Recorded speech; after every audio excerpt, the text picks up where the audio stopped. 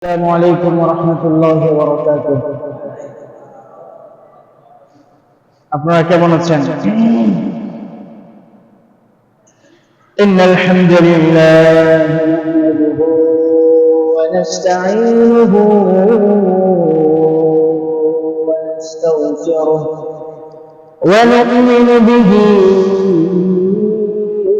ونتوكل عليه ونعوذ بالله من شرور أنفسنا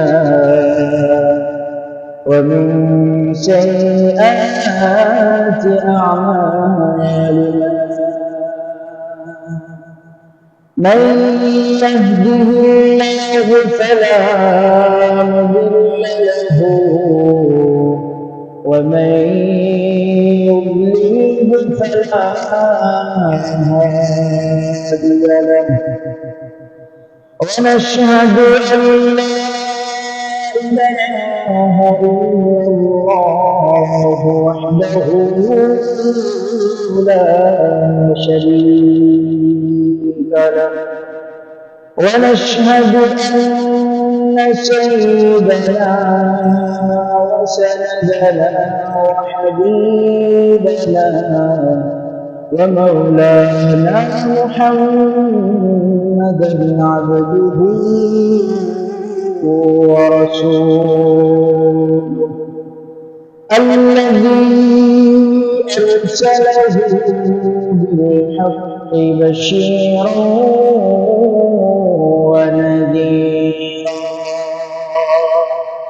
وداعيا إلى الله بإذنه وسراجا وقمرا منيرا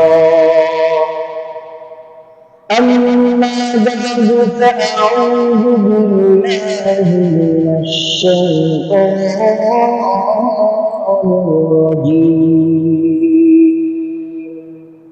بسم الله الرحمن الرحيم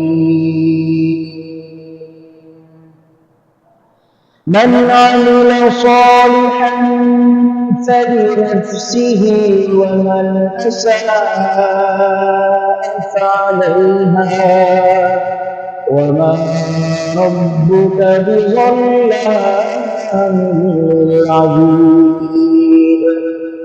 قال الله تبارك وتعالى في شان حبيبه ومعشوقه مخبرا وأمرا إن الله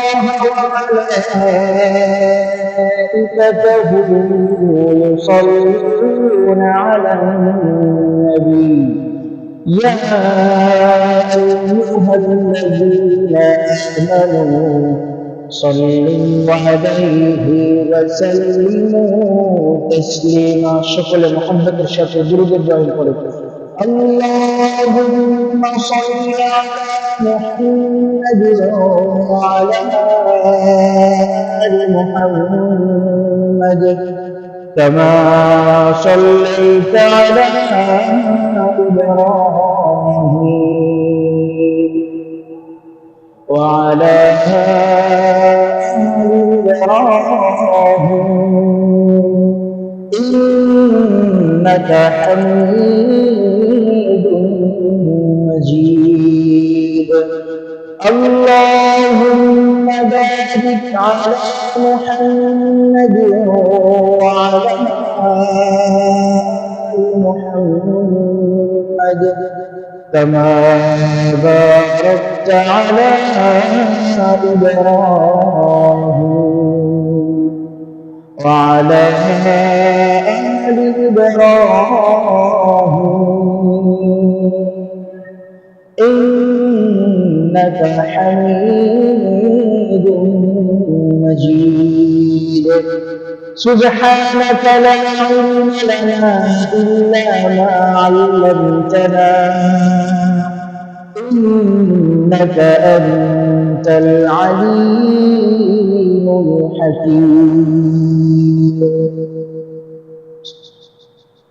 পশ্চিম জুরাইন সর্দার বাড়ি জামি মসজিদে আগত সম্মানিত মুসল্লিয়ান কেরাম, পর্দার উপরে অবস্থান করছেন আমার সম্মানিত মা ও বোনেরা।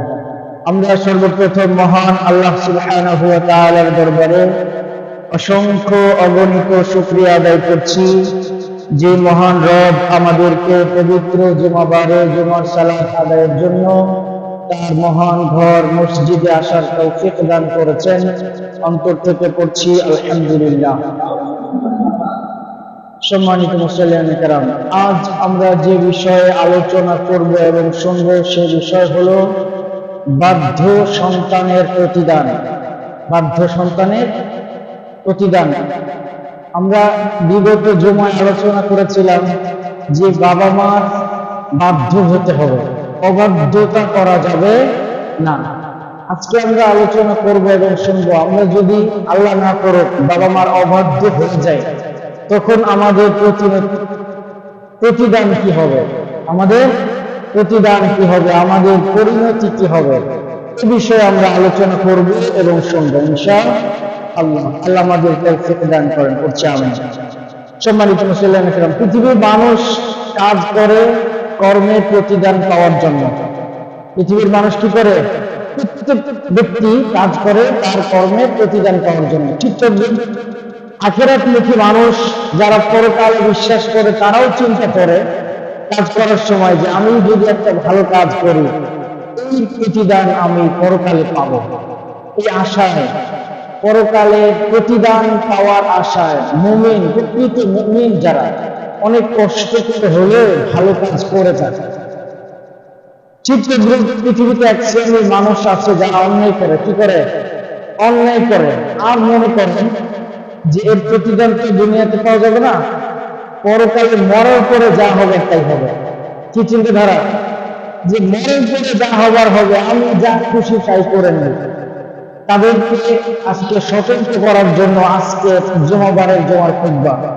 পৃথিবীতে কিছু কাজ আছে, যে কাজ করলে, যে অন্য কাজগুলি পৃথিবীতে থাকা অবস্থায় করলে পরকালে এই প্রতিদান তো অবশ্যই আছে। আমরা একটা জিনিস কিনলে বলি না যে একটা কিনলে আর একটা ফ্রি, যেটা কেনার পর আর একটা জিনিস ফ্রি দেয়, সেই ফ্রিটা সামান্য হয় না? ফ্রিটা কি হয়? সামান্য হয়। ঠিক তদ্রুপ আজকের ব্যাখ্যা হলো, পৃথিবীতে কিছু অন্যায় কাজ আছে, যে অন্যায় কাজ করলে পৃথিবীতেই তার একটা অংশ পেয়ে যাবে, অবশ্যই পাবে, কোনো প্রকার সন্দেহ নেই। কোথায়? অবশ্যই পৃথিবীতে একটা অংশ পাবে। আর মূল প্রতিদান, যে যে পরিণতি হবে, আমাদের কঠিন শাস্তির সম্মুখীন হতে হবে, সেটা কখন? মরার পরে। আর বোনাসটা পাবো দুনিয়াতে। বোনাসটা কি? দুনিয়াতে। এমন অন্যায় কাজ রাসূল সাল্লাল্লাহু আলাইহি ওয়াসাল্লাম বলেছেন, কুল্লু যুনুবি রাসূলুল্লাহি মিনহা মা শাআ ইলা ইয়াউমিল কিয়ামাহ। প্রত্যেকটি অন্যায়, প্রত্যেকটি গুনাহ এমন রয়েছে যে গুনাহের প্রতিদান আল্লাহ ইচ্ছা করলে কিয়ামত পর্যন্ত বিলম্ব করতে পারেন। কি করতে পারেন? কিয়ামত পর্যন্ত বিলম্ব করতে পারেন। ইল্লা হুকুকাল ওয়ালিদাইন, তবে বাবা মার অবাধ্যতা এমন একটি গুনাহ যার শাস্তি দুনিয়াতেই ভোগ করতে হবে। যার শাস্তি কি করতে হবে? দুনিয়াতেই ভোগ করতে হবে। রাসূল সাল্লাল্লাহু আলাইহি ওয়াসাল্লাম বলেছেন, ফাইন্নাহু ইউআজ্জিলু লিসাহিবিহি ফিদ দুনিয়া, যে বাবা মা অবাধ্য হবে তার শাস্তি দুনিয়াতেই দ্রুত সময় দেওয়া হবে। ইউআজ্জিলু বলতে কাজ করার সাথে সাথে পেয়ে যাবে, অবাধ্য হওয়ার সাথে সাথেই পেয়ে যাবে যে প্রতিদান, তাকে বলে আজ্জাল। ইউআজ্জিলু তা'জিলা, আরবিতে সেটাকে আজ্জাল, দ্রুত সময় দেওয়া হবে, সাথে সাথেই দেওয়া হবে। আল্লাহ আমাদেরকে বাবা মার অবাধ্যতা থেকে বেঁচে থাকার তৌফিক দান করেন। বাবা মার অবাধ্য হলে 10 শ্রেণীর শাস্তি হবে। কয় শ্রেণী? কত শ্রেণীর শাস্তি হবে? অনেক ভয় লাগতেছে শুনতে, না? যে এত শাস্তি ভোগ করতে হবে। তার মধ্যে কিছু আছে দুনিয়াতে ভোগ করতে হবে, আর কিছু আছে পরকালে ভোগ করতে হবে। 1 নম্বর, দুনিয়াতে যেটা ভোগ করতে হবে সেটা হলো, বাবা মার অবাধ্য হলে রিজিকের সংকট হয় আর হায়াত কমে যায়। 1 নম্বর কি হয়? রিজিকের সংকট হয়, রিজিক কমে যায়, রিজিকে বারাকা থাকে না, রিজিকে বরকত নষ্ট হয়ে যায়। আর হলো হায়াত কমে যায়, হায়াত কমে যায়। রাসূল সাল্লাল্লাহু আলাইহি ওয়াসাল্লাম বলেছেন, মান সাররাহু আন ইয়ামুদ্দা লাহু ফি উমরিহি ওয়া ইউযাদু ফি রিজকিহি ফালইয়াবির ওয়ালিদাই। যে ব্যক্তি আনন্দিত হতে চায়, যে আনন্দ পেতে চায়, যে এই কথা শুনে যে তার রিজিক বেড়ে যায়, তার হায়াত বেড়ে যায়, সে যেন বাবা মার বাধ্য হয়ে কাজ করে। ঠিকঠাক যদি অবাধ্য হয়, এই দুইটা জিনিস সাথে সাথে হবে। কি হবে? তার রিজিক কমে যাবে, হায়াত কমে যাবে। এক নম্বর কি? রিজিক এবং হায়াত সংকট হয়। আল্লাহ আমাদেরকে বাবা মার বাধ্য হয়ে চলার তৌফিক দান করেন, অবাধ্যতা থেকে বেঁচে থাকার তৌফিক দান করেন। দুই নম্বর শাস্তি, বাবা মার অবাধ্য সন্তান আল্লাহর সন্তুষ্টি অর্জন করতে পারে না। দুই নম্বর শাস্তি কি? বাবা মার অবাধ্য সন্তানের মনে রাখতে হবে যে আল্লাহ আমার উপরে সন্তুষ্ট নয়। আমি যদি বাবা মার অবাধ্য হয়ে যাই, আমাকে সর্বপ্রথম মনে রাখতে হবে যে আমি যার ইবাদত করছি, যে আল্লাহর ইবাদত করছি, সেই আল্লাহ আমার উপরে কি নাই? সন্তুষ্ট নাই। আগে বাবা মাকে সন্তুষ্ট করে এরপর আল্লাহকে সন্তুষ্ট করতে হবে। বর্তমান সময়ের আমাদের বাচ্চাদের বর্তমান যে অবস্থা, বাবা মা খুব নিরুপায়। বাবা মা কি নিরুপায়, একদম কিচ্ছু করতে পারছে না। মানে সন্তানরা যা বলছে বাবাদের তাই শুনতেই হচ্ছে। এক বাবা আমার সাথে বলছিলেন যে হুজুর, আমরা তো আসলে মানে মেশিন হয়ে গেছে। মেশিন যেমন 24 ঘন্টা ঘুরতে থাকে, আমরা ঘুরতেছি, সন্তানরা যা বলে তাই শুনতেছি, করার কিছুই নাই। সন্তান বড় হয়ে গেছে, গায়ে হাত দেওয়া যায় না, যা ইচ্ছা তাই করতেছে, আমরা তাদের অনুসরণ করে চলতেছি। আপনারা যে ওয়াজ করেন বাবা মার অনুসরণ করে চলতে হবে, আমরা সন্তানদের অনুসরণ করে চলতেছি। আউযুবিল্লাহি মিন যালিক। আল্লাহ আমাদের সন্তানদেরকে বুঝ দান করেন, আমিন। সম্মানিত মুসলিম কেরাম, মনে রাখতে হবে যে আমি যদি বাবা মাকে সন্তুষ্ট করতে না পারি, আল্লাহ আমার উপর সন্তুষ্ট নন। রাসূল সাল্লাল্লাহু আলাইহি ওয়াসাল্লাম বলেছেন, রিদার রাব্বি ফি রিদাল ওয়ালিদাইন ওয়া সাখাতুহু ফি সাখাতিহিমা। আল্লাহর সন্তুষ্টি বাবা মার সন্তুষ্টির উপর নির্ভরশীল। আল্লাহর সন্তুষ্টি নির্ভরশীল কার উপরে? বাবা মার সন্তুষ্টির উপর নির্ভরশীল। বাবা মা যদি সন্তুষ্ট থাকে, তাহলে মনে রাখতে হবে যে আল্লাহ অবশ্যই আমার উপর সন্তুষ্ট। বাবা মা যদি আমার উপর অসন্তুষ্ট থাকে, আমাকে মনে রাখতে হবে যে আল্লাহ আমার উপর অসন্তুষ্ট। তাহলে আমাদের চলতে হবে কি করে? বাবা মাকে আগে সন্তুষ্ট করে চলতে হবে। আল্লাহ আমাদেরকে বোঝার তৌফিক দান করেন। বাবা মা যদি সন্তুষ্ট হয়, তাহলে পৃথিবীতে আমরা একটা উপকার পাই। সেই উপকারটা হলো, বিপদ যত কঠিন হোক, বিপদ যত কঠিন হোক, আল্লাহ সেই বিপদ থেকে বের হওয়ার একটা রাস্তা বের করে দেন। আল্লাহ কি করে দেন? সেই বিপদ থেকে উদ্ধারের একটা পথ আল্লাহ বের করে দেন। সুবহানাল্লাহি ওয়া বিহামদিহি। বুখারী মুসলিমের একটা হাদিস শরীফ এসেছে, তিন বন্ধু, কয় বন্ধু? তিন বন্ধু ঘুরতে বের হয়েছে। ঘুরতে বের হয়েছে পাহাড়ি রাস্তা দিয়ে, দুই পাশে পাহাড়, দুই পাশে কি পাহাড়, মাঝখান দিয়ে রাস্তা বের হতে গিয়েছে। প্রচন্ড ঝড় এসে পড়েছে, মেঘের গর্জন হচ্ছে। তো তারা মনে করছে আমাদের একটু আশ্রয়ের প্রয়োজন। পাশে একটা দেখছে বড় একটা গুহা, যেখানে আশ্রয় নেওয়া যায়। তো তিন বন্ধু একে অপরের সাথে পরামর্শ করে আশ্রয় নিয়েছে ভিতরে, যে বৃষ্টি কমলে আমরা এরপর এখান থেকে বের হবো। তা ভিতরে গিয়েছে, আর উপর থেকে একটা পাথর খন্ড এসে গুহার মুখ বন্ধ করে দিয়েছে। এখন তিনজন মিলে খুব চেষ্টা করতেছে ধাক্কা দিয়ে, আর বের করতে পারছে না। খুব কষ্ট হচ্ছে, ভিতরে অবস্থান করছে। এখন তো কঠিন মুহূর্তের মধ্যে পড়ে গেছেন তিনজন মিলে, তিন বন্ধু মিলে। কঠিন বিপদ, যে বিপদ থেকে উদ্ধার না হলে নিশ্চিত মরে যেতে হবে সবাইকে, এখানে না খেয়ে মারা যেতে হবে। সবাই বুঝতে পেরেছে। তিন বন্ধুর এক বন্ধু বলছে, এখন এমন একটা বিপদ আমাদের উপর চড়াই হয়েছে, যে বিপদ থেকে মুক্তির জন্য আল্লাহর কাছে আমাদের জীবনের সবচেয়ে ভালো কাজ যার যার আছে, সেটা যদি একজন আল্লাহর কাছে দোয়া করো, আশা করা যায় আমরা মুক্তি পেতে পারি। তাই ছাড়া অলৌকিকের মাধ্যম ছাড়া আমরা এই বিপদ থেকে মুক্ত হতে পারবো না। এক বন্ধুর কথা শুনে এক বন্ধু বলছে, আচ্ছা ঠিক আছে, আমি একটু মনে করে দেখি আমি জীবনে কত ভালো কাজ করছি। এক বন্ধু হাত তুলে আল্লাহকে বলতেছে, আল্লাহ, আমি তো সব সময় বাবা মার বাধ্য হয়ে চলেছি। কি হয়ে চলেছি? বাবা মার বাধ্য হয়ে চলেছি। এমন বাধ্য হয়ে চলেছি যে আমার ছোট ছোট বাচ্চা কাচ্চা ছিল।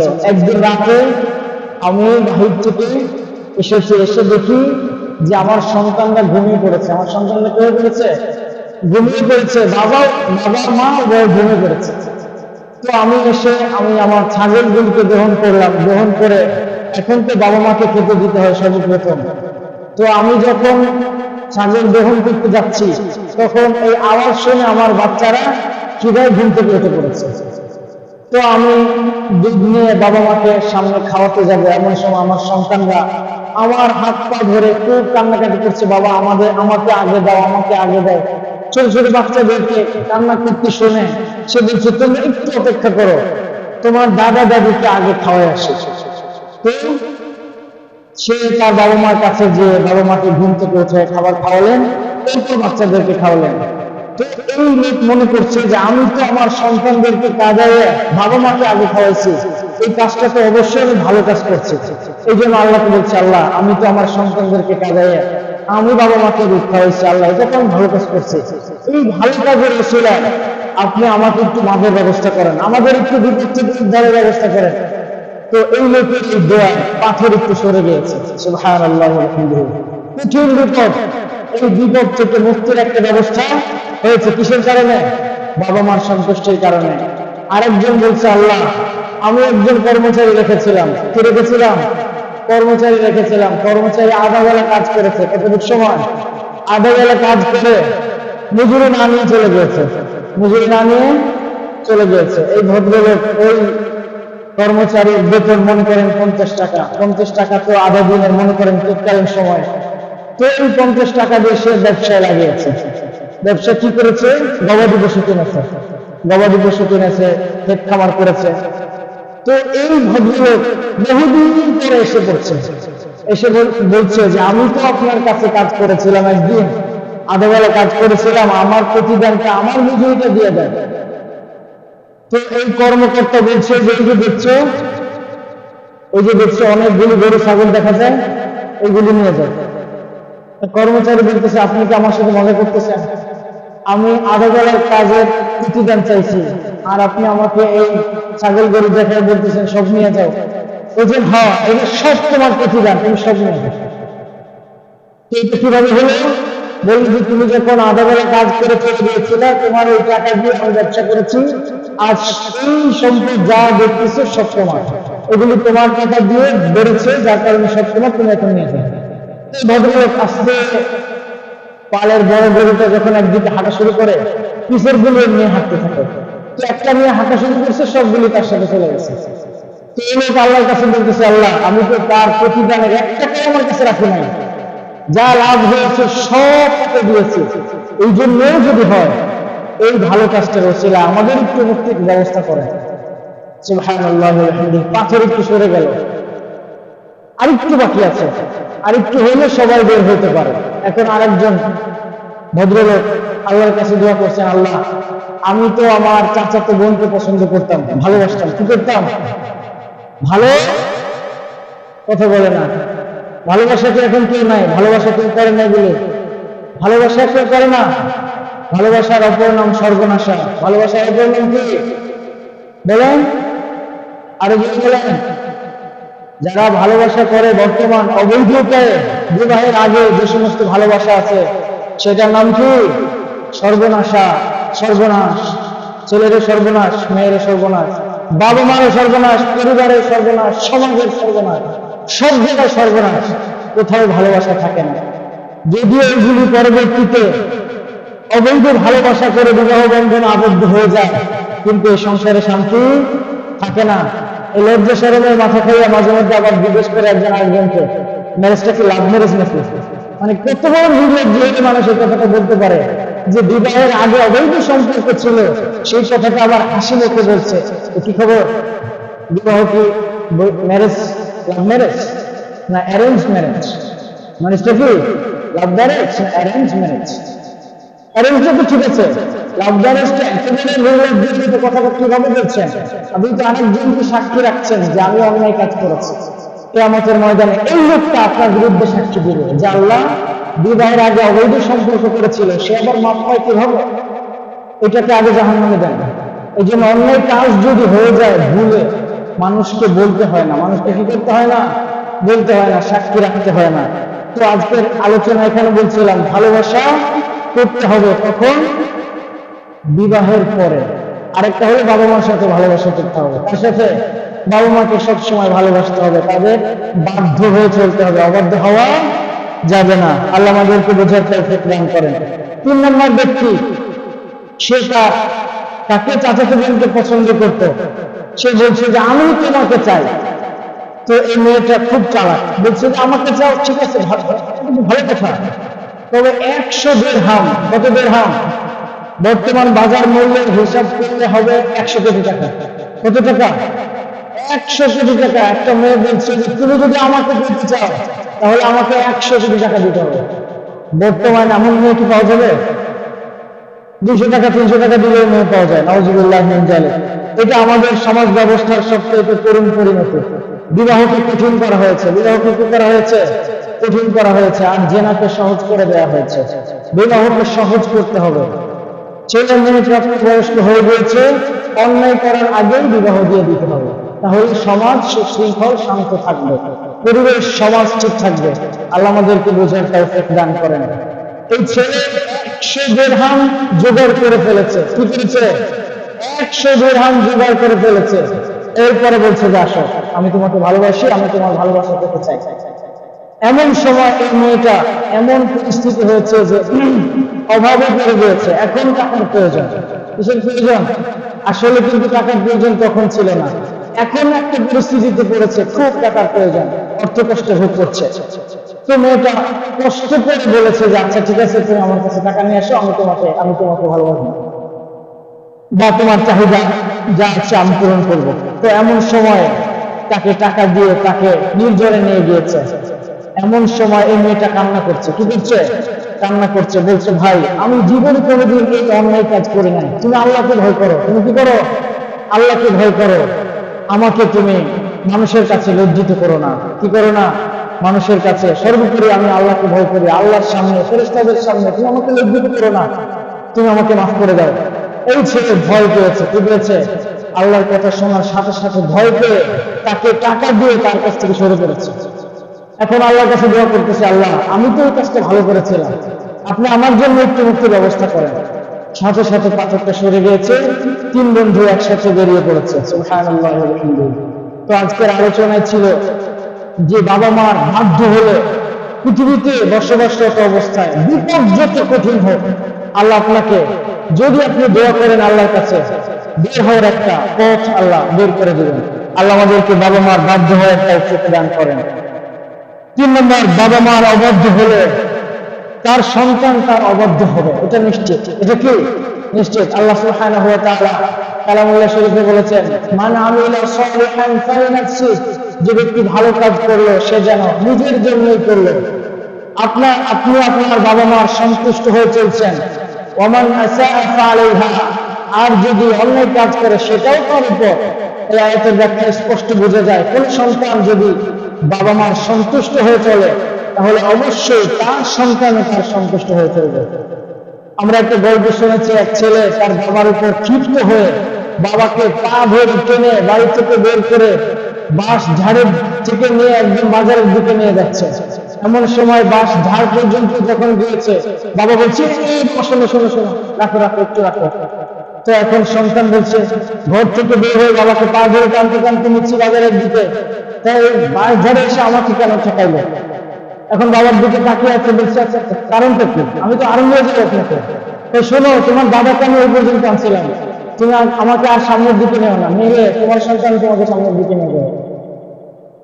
এই জন্য বাবা মা সন্তুষ্ট হয়ে চলতে হবে। কি করতে হবে? সন্তুষ্ট হয়ে চলতে হবে। যতটুকু আমি বাবা মার সাথে অন্যায় করব, মনে রাখতে হবে ততটুকু অন্যায় আমার সন্তান আমার সাথে করবে। এই জন্য কি করতে হবে? বাবা মার সাথে ভালো আচরণ করে চলতে হবে। রাসূল সাল্লাল্লাহু আলাইহি ওয়াসাল্লাম আরেকটি হাদিস থেকে আমরা জানতে পারি, হযরত মুসা আলাইহিস সালাতু ওয়াস সালামের উপরে আল্লাহ ওহী প্রেরণ করলেন। কি করলেন? ওহী প্রেরণ করলেন। আল্লাহ বললেন, ইয়া মুসা ওয়াক্কির ওয়ালিদাইক, হে মুসা তুমি তোমার বাবা মার সন্তুষ্ট হয়ে চলবে। বাবা মা কি হয়ে চলবে? সন্তুষ্ট হয়ে চলবে। বাবা মাকে সম্মান করবে, বাবা মাকে সম্মান করে চলবে। فإنه من وقر والديه মাদাতু লাহু ফি উমরিহি ওয়া হাবতু লাহু ওয়ালাদান মুকিরহু, যে ব্যক্তি তার বাবা মার সন্তুষ্ট হয়ে চলবে আমি তার হায়াত বাড়িয়ে দিব আর তাকে এমন সন্তান দান করব যে তাকে সম্মান করে চলবে। তাহলে হাদিস থেকে আমরা কি শিক্ষা পাই? সেটি হলো আমরা বাবা মার সন্তুষ্ট হয়ে চললে, বাবা মাকে সম্মান করলে আমাদের সন্তানরাও আমাদের প্রতি করবে, সম্মান করবে। আল্লাহ আমাদেরকে আমলের তৌফিক দান করেন। 4 নম্বর, অবৈধ সন্তানের জন্য বদদুয়া করলে সাথে সাথে লেগে যায়। বাবা মা যদি অবাধ্য সন্তানের প্রতি কি করে? বদদুয়া করে, সেই বদদুয়া সাথে সাথে বাবা মার উপরে লেগে যায়। রাসূল সাল্লাল্লাহু আলাইহি ওয়াসাল্লাম বলেছেন, সালাসু দাওয়াতিন মুস্তাজাবাতুন লা শাক্কা ফীহিন্না, 3টি দাওয়াত, 3টি দোয়া এমন রয়েছে, 3জন ব্যক্তির দোয়া এমন রয়েছে, দোয়া করার সাথে সাথে কবুল হয়ে যায়। মুস্তাজাব, মুস্তাজাব বলে হাত উঠবে, সাথে সাথে কবুল হয়ে যায়। মুস্তাজাবুদ দাওয়া, সাথে সাথে কবুল। কয়জনের দোয়া? কয়জনের দোয়া? 3 জনের দোয়া। 1 নম্বর, দাওয়াতুল মাজলুম, অত্যাচারিত নিপীড়িত ব্যক্তির দোয়া। তার দোয়া অত্যাচারিত মাজলুমের দোয়া, যার উপর অন্যায় করা হয়, যার উপর অন্যায়ভাবে অবিচার করা হয়, সেই মাজলুম যদি আল্লাহর কাছে দোয়া করে যে আল্লাহ আমার উপর অমুক ব্যক্তি অন্যায় করেছে, আপনি তাকে শাস্তি দেন, এই মাজলুম ব্যক্তি জীবিত অবস্থায় যতদিন জীবিত থাকবে, জীবিত দশায় তার এই অন্যায়ের প্রতিদান চোখে দেখতে পাবে। কি করবে? অন্যায়ের প্রতিদান চোখে দেখবে, তারপরে মৃত্যুবরণ করবে। অবশ্যই এই হাদিস থেকে আমাদের শিক্ষা নিতে হবে, আমার গায়ে অনেক শক্তি আছে, আমার গায়ে কি অনেক শক্তি আছে, আমি কাউকে কেয়ার করি না, রাস্তায় যে হাঁটার সময় ইচ্ছে মতো হাঁটাচলা করি, কারো গায়ে যদি আমার সামান্য 5 লাগে তাকে থাপ্পড় দিয়ে একদম ফেলে দেয় আর বলি দিছি সাইজ করে। কেমন সাইজ করে দিছেন? আপনার মামলা তো আল্লাহর কাছে হয়ে গেছে। মামলা কোথায় হয়ে গেছে? আপনার এই শাস্তি ভোগ করতেই হবে জীবের দশায়, কারণ সে যদি আল্লাহর কাছে বলে দেয়, চোখের পানি যদি মাজলুমের 2 চোখের পানি 2 ফোঁটা পড়ে যায়, আপনি মনে রাখবেন, আপনি যত বড় শক্তিশালী হন না কেন, পৃথিবীতে যতই পাওয়ারফুল জালেম ছিল, ততই পাওয়ারফুল লজ্জিত হয়ে অপমানিত হয়ে পৃথিবী থেকে গিয়েছে। পৃথিবী থেকে গেছে কিভাবে? যত পাওয়ারফুল ব্যক্তি ছিল তত অসম্মানিত হয়ে গেছে। আপনারা জানেন নমরুদের কাহিনী, সে বলছিল আনা রাব্বুকুমুল আলা। কি বলছিল? আনা রাব্বুকুমুল আলা, আমি হলাম পৃথিবীর সবার চাইতে বড়। আল্লাহ যদি কিভাবে মারছেন জানেন? একটা ল্যাংড়া মশা দিয়ে। ল্যাংড়া মশা নাকের ভিতর দিয়ে যে মাথার ভিতরে যে গান শুরু করে দিয়েছে, আর একজনকে রাখছে যে জুতা পিটা করবা। কি করবা? জুতা পিটা করলে তার আরাম লাগে, জুতা পিটা খেয়ে তারপরে মরছে। সবচেয়ে বড় জালেম নমরুদের গল্প বললাম, অনেকগুলো গল্প বলা যায়, গল্প বলার উদ্দেশ্য না, বলছি আপনারা অনেক শক্তি অন্য জায়গায় ব্যবহার করবেন না, অন্য জায়গায় কি করবেন না, ব্যবহার করবেন না। আপনি জালেম হবেন না, জালেম হলে আপনার উপর বিপদ। জালেম হলে কি? যতটুকু জালেম হবেন আপনি, ততটুকু অসম্মানের সাথে পৃথিবী থেকে যেতে হবে। আল্লাহ আমাদেরকে বোঝার তৌফিক দান করেন। দাওয়াতুল মাজলুম, মাজলুমের দোয়া আল্লাহ করেন না, সাথে সাথে কবুল হয়। ওয়া দাওয়াতুল মুসাফির, মুসাফির ব্যক্তির দোয়া, যিনি মুসাফির সফর করে বাড়ি থেকে অনেক দূর দূরান্তে গিয়েছেন ব্যক্তিগত কাজে অথবা ধর্মীয় কাজে, যে কোনো কাজে বাড়ি থেকে বের হলে সফররত অবস্থায় সে কষ্টে থাকে। সফররত অবস্থায় আল্লাহ নামাজকেও ছাড় দিয়েছেন, 4 রাকাত ওয়ালা নামাজ 2 রাকাত কসর করেছেন। তো এই মুসাফির ব্যক্তি যখন আল্লাহর কাছে দোয়া করে কষ্টে থাকা অবস্থায়, আল্লাহ তার দোয়াটার সাথে সাথে কবুল করে। 3 নম্বর দোয়া, ওয়াদাআতুল ওয়ালিদি, বাবা মার দোয়া সন্তানের জন্য সাথে সাথে কবুল হয়ে যায়, সাথে সাথে কবুল হয়ে যায়। আপনারা জানেন, যদি বাবা মা অবৈধ সন্তানের প্রতি বদদোয়া করে, সাথে সাথে কি হয়ে যায়? সেই সন্তানের প্রতি বদদোয়াটা লেগে যায়, আর এই সন্তানের উপর বিপদ এসে যায়। এই জন্য যারা বাবা মা আছেন, বদদোয়া করার আগে একটু মনে রাখবেন, একটু থামেন। আপনি সন্তানের উপর রাগ হয়েছেন, বদদোয়া করার আগে একটু থামেন। সন্তানটা তো আপনার, একটু পরে তো আপনি কান্না করবেন, একটু পরে কি করবেন? আপনি কান্না করবেন যে সারা জীবন আপনাকে সাফার করতে হবে। আপনাকে মনে রাখতে হবে হযরত লূত আলাইহিস সালাতু ওয়াস সালাম, হযরত নূহ আলাইহিস সালামের গল্প মনে রাখতে হবে। নূহ আলাইহিস সালাম তার অবদ্ধ সন্তানকে নিয়ে কত কষ্ট করেছেন। শেষ পর্যন্ত আল্লাহ সুবহানাহু ওয়া তাআলা বলেছেন, ইন্নাহু লাইসা মিন আহলিক, তোমার সন্তান তোমার পরিবারের অন্তর্ভুক্ত নয়, তুমি তোমার সন্তানের জন্য আর দোয়া করবে না। অনেক করেছে। কেন? হযরত নূহ আলাইহিস সালাম জানতেন যে আমার সন্তান অন্যায় করছে, কিন্তু বদদোয়া করেননি। এখান থেকে আমরা যে শিক্ষা পাই নূহ আলাইহিস সালাম থেকে, যে তিনি তার সন্তানের জন্য, সন্তান বহু কষ্ট দিয়েছে বাবাকে, কিন্তু তিনি তার অবদ্ধ সন্তান, অমুসলিম সন্তান, শুধু মুসলিম হলে তো হবেই, কিন্তু অমুসলিম সন্তানের জন্য বদদোয়া করেন নাই হযরত নূহ আলাইহিস সালাম। খালি আল্লাহর কাছে বলছেন, আল্লাহ আমার সন্তান, আমার সন্তান, আল্লাহ আপনি একটু তাকে ভালো থাকার ব্যবস্থা করেন। ওই প্লাবন এসেছে, প্লাবনের ভিতরে ডুবে যাবে, সন্তান চোখের সামনে মারা যাবে, এই কষ্ট নূহ আলাইহিস সালাম নিতে পারছিলেন না। আল্লাহকে বলছিলেন, আল্লাহ আমার সন্তানকে একটু বাঁচার ব্যবস্থা করেন। আল্লাহ সর্বশেষ নবীকে ধমক দিয়েছেন, ইন্নাহু লাইসা মিন আহলিক ইন্নাহু আমালুন গায়রু সালিহ, তোমার সন্তান তোমার পরিবারের অন্তর্ভুক্ত নয় এবং তার কর্ম ভালো নয়, অতএব এখন বাদ দাও, সে এখন মারা যায়। সর্বশেষ নূহ আলাইহিস সালাম চোখের সামনে নিজের সন্তান মারা যায়। এখান থেকে আমরা যে শিক্ষা পাই, সেই শিক্ষা হলো একটু অন্যায় করলেই সন্তান সাথে সাথে সন্তানকে বদদোয়া দেওয়া যাবে না। কেন? বদদোয়া দিলে তো সাথে সাথেই লেগে যায়। বদদোয়া করলে কি হয়? সাথে সাথেই লেগে যায়। একটু বুঝে শুনে তাকে বুঝে ঠিক করে যায় কিনা সন্তানকে ঠিক করার ব্যবস্থা করতে হবে। বদদোয়া করা যাবে না। আল্লাহ আমাদেরকে বোঝার তৌফিক দান করেন।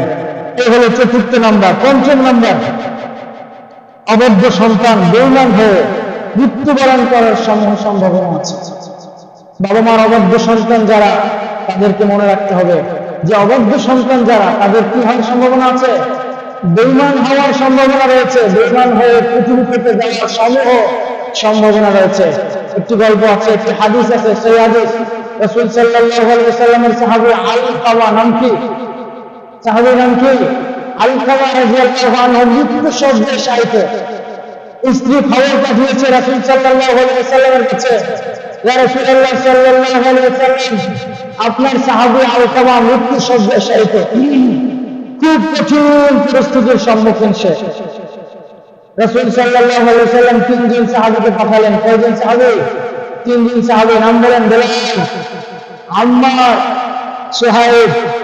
তিনজন সাহাবীকে পাঠালেন। তিনজন সাহাবী আলকামা রাদিয়াল্লাহু তাআলা আনহুর পাশে যে কালিমা তালকিন করছেন, তার পাশে বসে লা ইলাহা ইল্লাল্লাহ মুহাম্মাদুর রাসূলুল্লাহ আশহাদু আল্লা ইলাহা ইল্লাল্লাহ ওয়া আশহাদু আন্না মুহাম্মাদান আবদুহু ওয়া রাসূলুহু করছেন। কিন্তু মৃত্যু শয্যায় শায়িত সাহাবী আলকামা কালিমা শাহাদাত পড়তে পারছে না, কালিমা পড়তে পারছে না। এই খবর বেলাল, আম্মার, সুহাইব তিন সাহাবী রাসূল সাল্লাল্লাহু আলাইহি ওয়াসাল্লামের কাছে গিয়ে বললেন, আপনার সাহাবী তো কালিমা পড়তে পারছে না। রাসূল সাল্লাল্লাহু আলাইহি ওয়াসাল্লাম চিন্তিত, বললেন, দেখো তার পরিবারের কি আছে, তার পরিবারের কি আছে খোঁজ নাও। খোঁজ নিয়ে জানা গেল তার একজন আম্মা আছেন। কে আছেন? তার মা এখনো জীবিত। রাসূল সাল্লাল্লাহু আলাইহি ওয়াসাল্লাম খবর পাঠালেন যে আলকামার মা, আপনি যদি সুস্থ থাকেন আপনি রাসূল সাল্লাল্লাহু আলাইহি ওয়াসাল্লামের কাছে আসেন, আর আপনি যদি মনে করেন যে আপনি যেতে পারবেন না, তাহলে মুহাম্মদুর রাসূলুল্লাহ সাল্লাল্লাহু আলাইহি ওয়াসাল্লাম আপনার কাছে আসবেন। সংবাদ পাঠানো হলো আলকামার মায়ের কাছে। আলকামা রাদিয়াল্লাহু তাআলা আনহুর মা রাসূল সাল্লাল্লাহু আলাইহি ওয়াসাল্লামের আদেশ পাওয়ার সাথে সাথে লাঠি হাতে নিয়ে 3 পা হাঁটছেন। একটা হলো হাতের লাঠি আর 2 পা, 3 পা হেঁটে হেঁটে রাসূল সাল্লাল্লাহু আলাইহি ওয়াসাল্লামের কাছে আসলেন। বললেন, ইয়া রাসূলুল্লাহ, আমাকে ডেকেছেন। রাসূল সাল্লাল্লাহু আলাইহি ওয়াসাল্লাম বললেন, আলকামা কি হয়? বলল, আমার ছেলে। আপনার ছেলে কালিমা তাওবা পড়তে পারছে না, মৃত্যু শয্যায় শায়িত, আপনি তাকে মাফ করে দেন। আপনি তাকে কি করেন? মাফ করে দেন। তার মা খুব রাগান্বিত স্বরে নিচের দিকে তাকিয়ে বলছেন, আমি আলকামাকে মাফ করে দিব, ও আমাকে যে কষ্ট দিয়েছে আমি তাকে মাফ করে দিব। মুহাম্মদুর রাসূলুল্লাহ সাল্লাল্লাহু আলাইহি ওয়াসাল্লাম বললেন, কাঠ সংগ্রহ করো। কি করো? কাঠ সংগ্রহ করে কাঠে আগুন দাও, আর আলকামাকে নিয়ে আগুনে পুড়িয়ে মেরে ফেলো। নির্দেশ মুহাম্মদুর রাসূলুল্লাহ সাল্লাল্লাহু আলাইহি ওয়াসাল্লামের। সাহাবীরা উদ্বিগ্ন ভাব। এমন সময় আলকামার মা বলছে, ইয়া রাসূলুল্লাহ, সত্যি কি তাই করবেন? আমার ছেলেকে আগুনে পুড়িয়ে মেরে ফেলবেন? মুহাম্মদুর রাসূলুল্লাহ সাল্লাল্লাহু আলাইহি ওয়াসাল্লামের এই কথা মায়ের দিকে তাকিয়ে বললেন, অবশ্যই, কারণ তাকে এখন যদি সে বেঈমান হয়ে মৃত্যুবরণ করে আজীবনের জন্য তাকে এই দাও দাও করে আগুনে, জাহান্নামের আগুনে জ্বলতে হবে। তখন আলকামার মা তো খুব হৃদয়বান মানুষ, বলছে, ইয়া রাসূলুল্লাহ, আমি আলকামার মাফ করে দিচ্ছি। কি করছি? আমি আলকামার মাফ করে দিচ্ছি, আপনি একটু তার উপর সদয় হন। আপনি কি হন? আলকামার উপরে সদয় হন। এমন সময় সাহাবীরা তার কাছে গেলে তখন তিনি কালেমা পড়ার সক্ষমতা অর্জন করছেন, তখন তার মুখ দিয়ে কালেমায়ে তাইয়্যিবা, কালেমায়ে শাহাদাত বের হয়েছে। এরপর আলকামা রাদিয়াল্লাহু তাআলা ইন্তেকাল করেছেন। এই হাদিস থেকে যে শিক্ষা পাই সেটি হলো, যদি বাবা মার অবাধ্য সন্তান, মনে রাখতে হবে যে বাবা মার কাছে যদি মাফ পাওয়া না যায়, অবাধ্য সন্তানের বেঈমান হয়ে মৃত্যুবরণ করার সমূহ সম্ভাবনা আছে। কি আছে? অবাধ্য সন্তানের বেঈমান হয়ে মৃত্যুবরণের সমূহ সম্ভাবনা আছে। আল্লাহ আমাদেরকে বাবা মার অবাধ্যতা থেকে বেঁচে থাকার তৌফিক দান করেন। এগুলি হলো দুনিয়ার শাস্তি। এগুলি কিসের শাস্তি? দুনিয়ার শাস্তি। কবরের শাস্তি অবধারিত। পঞ্চম নাম্বার আরেকটা হাদিস, তারগীব ওয়াত তারহীব হাদিস কিতাবের মধ্যে এসেছে, একজন রাসূল সাল্লাল্লাহু আলাইহি ওয়াসাল্লামের সাহাবী রাস্তা দিয়ে যাচ্ছিলেন কবরস্থানের পাশ দিয়ে। যাওয়ার সময় একটা ভাঙা কবর থেকে গাধার আওয়াজ আসছে। কিসের আওয়াজ? গাধার আওয়াজ আসে। পৃথিবীতে যত আওয়াজ আছে সবচেয়ে নিকৃষ্ট আওয়াজের নাম হলো গাধার আওয়াজ। কিসের আওয়াজ? এটা আবার করে নেওয়া আছে, ইন্না আনকারাল আসওয়াতি লাসাউতুল হামীর, সবচেয়ে নিকৃষ্টতম আওয়াজ হলো গাধার আওয়াজ। আল্লাহ বলছেন, ওয়াকসিদ ফি মাশিক ওয়াগদিদ মিন সাউতিক, চলার সময় ভারসাম্য বজায় রেখে চলো, কথা বলার সময় মধ্যম সাউন্ডে কথা বলো। ইন্না আনকারাল আসওয়াতি লাসাউতুল হামীর, নিশ্চয়ই গাধার আওয়াজ হলো নিকৃষ্ট আওয়াজ। এখানে মানুষ যখন অতিরিক্ত জোরে কথা বলে, রাগান্বিত স্বরে মানুষের মুখ থেকে যে সাউন্ডটা বের হয়, এটা শুনতে খুব মজা লাগে, তাই না? মানুষ যখন প্রচন্ড রাগ হয়ে যায় তখন যে সাউন্ডটা করে, সেটা শুনতে খুব খারাপ শোনা যায় না? এই আওয়াজটাকে গাধার আওয়াজের সাথে তুলনা করা হয়েছে। এই জন্য আল্লাহ বলছে, যখন কথা বলবে মধ্যম আওয়াজে কথা বলবে। মধ্যম আওয়াজের কথাটা শুনতে ভালো লাগে। শুনতে কি লাগে? ভালো লাগে। আর যার সাথে কথা বলছেন সে আপনার কথাগুলি সুন্দরভাবে বুঝতে পারে। আর যদি আস্তে আস্তে কথা বলে, আরেকজন শুনতে পায় না, ভালো শুনতে পায় না, মেজাজ খারাপ হয়ে যায়। কি বলতেছে? বলে না। এই জন্য কথা বলতে হবে মধ্যম আওয়াজে, যে আওয়াজ পাশে যিনি শুনছেন তিনি যেন স্পষ্ট বুঝতে পারেন। তো যেটা বুঝাইতে চাচ্ছিলাম এই হাদিস থেকে, যে একটা কবরের ভিতর থেকে গাধার আওয়াজ আসছে। তো সাহাবী তো অবাক, কবরের ভিতর থেকে গাধা, ভিতরে আবার গাধা কিভাবে ঢুকলো? কবরের ভিতরে গাধা কিভাবে ঢুকলো? তো উনি কবরের পাশ দিয়ে খুঁজতেছেন যে গাধা কি ছোট একটা না বড় একটা। খুঁজে দেখতে কবরের ভিতরে তো কিছুই নাই, গাধা তো পাওয়া যায় না। তো অবাক হয়ে এটা দেখছেন সাহাবী। পাশ থেকে একজন মহিলা বলছে, এই মেয়ে তুমি কি দেখতেছো? বলছে, আমি এখান থেকে গাধার একটা আওয়াজ পাইছি, আমি তো গাধা খুঁজতেছি। তো কবরের ভিতরে কি গাধা থাকে নাকি? এই যে একটা ভদ্র মহিলা দেখতেছে বসে আছে, এই গাধার গল্প ওই মহিলার কাছে শুনে আসে। তার গল্প, এই গাধার গল্প এই ভদ্র মহিলার কাছে শুনে আসে। তো ভদ্র মহিলার কাছে সাহাবী গিয়েছেন, যে বললেন, এই যে মা শোনেন, আমি তো কবরের পাশ দিয়ে যাচ্ছিলাম, যাওয়ার সময় গাধার আওয়াজ পাইছি। এই গাধাটা কিসের? যে গাধাটা দেখা যায় না কিন্তু আওয়াজ শোনা যায়, এই গাধাটা আবার কেমন গাধা? পরে ওই ভদ্র মহিলা বলছেন, শোনো, আমার একজন সন্তান ছিল। আমার কি ছিল? সন্তান ছিল। সে রাতে মদ পান করতো। কি করতো? মদ পান করতো। মদ পান করে রাতে আসতো, আর আমি তাকে প্রতিদিন তাকে ওয়াজ করতাম। কি করতাম?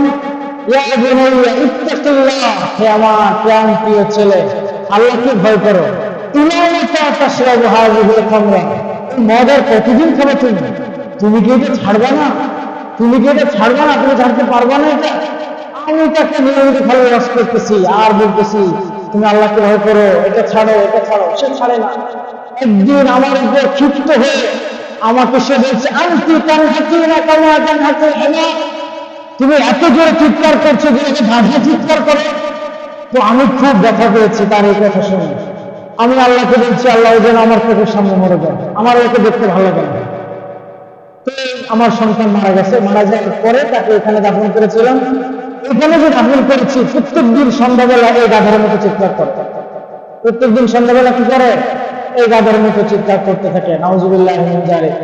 বাবা মা বদদুয়া সাথে সাথে লেগে যায়।